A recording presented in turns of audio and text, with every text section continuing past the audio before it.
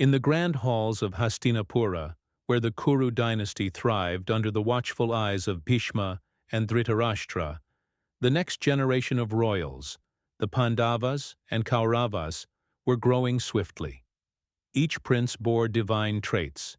Yudhishthira was righteous, Bhima powerful, Arjuna sharp and focused, while Duryodhana and his brothers brimmed with ambition and pride.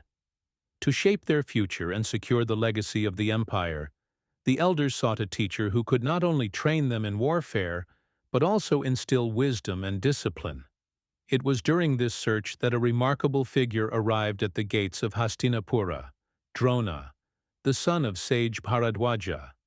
Once a learned Brahmin, Drona had lived a humble life until a personal insult at the court of his former friend, King Drupada, sparked in him a determination to prove his worth. Knowing that the Kuru princes were destined for greatness, he offered his services to train them, an offer Bhishma welcomed with respect and foresight. Dronacharya's arrival marked a turning point in the lives of the young royals. With a calm but commanding presence, he began instructing them in the art of archery, swordsmanship, chariot warfare, and martial discipline. Under his rigorous guidance, the princes flourished. Among them, Arjuna quickly rose to prominence. His focus, dedication, and respect for his teacher set him apart. Drona favored him not out of partiality, but for the clarity of purpose he saw in the boy. The princes were tested not only on skill, but also on presence of mind and morality. In one famed incident, Drona offered a lesson in attentiveness by setting a wooden bird on a branch and asking each student to aim. When asked what they could see, only Arjuna replied with singular clarity, saying he could see only the bird's eye, nothing else. This precision of thought won Drona's admiration and established Arjuna as his most exceptional disciple. Yet Drona was not a teacher without agenda.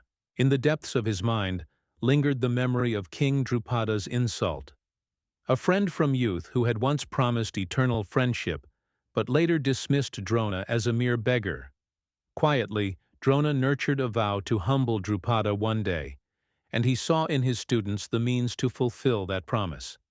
The seeds of revenge and Dharma grew side by side in the royal grounds of Hastinapura. The education under Dronacharya was more than physical training. The princes were taught the principles of Dharma, the responsibilities of rulers, and the value of humility. Even Bhima, known for his brute strength, learned restraint. Nakula and Sahadeva refined their swordsmanship and healing arts, while Duryodhana and his brothers matched the Pandavas in skill, though not in spirit. However, not all were equal under Drona's tutelage. Ekalavya, a tribal boy from the Nishada clan, once approached Drona seeking knowledge. But bound by royal duty and caste conventions, Drona turned him away. Yet Ekalavya, driven by devotion, crafted a statue of Drona and practiced in solitude, eventually becoming a master archer. When Drona discovered him, he demanded the boy's thumb as Guru Dakshina, ensuring Arjuna remained peerless. This act, though controversial, reflected the complexities of Dharma and favoritism within the rigid structures of ancient society. Years passed, and the princes grew into formidable warriors. With their training complete, Drona called upon them to repay him. His request, that they defeat and capture King Drupada, his childhood friend turned rival. Arjuna accomplished this task with valor, thus fulfilling his guru's personal vow. In return, Drona forgave Drupada for his insult, but split his kingdom in two, claiming half and restoring the other. This episode sealed the beginning of deeper conflicts to come. If you enjoyed this story, don't forget to like, share, and subscribe to Mythology Medley.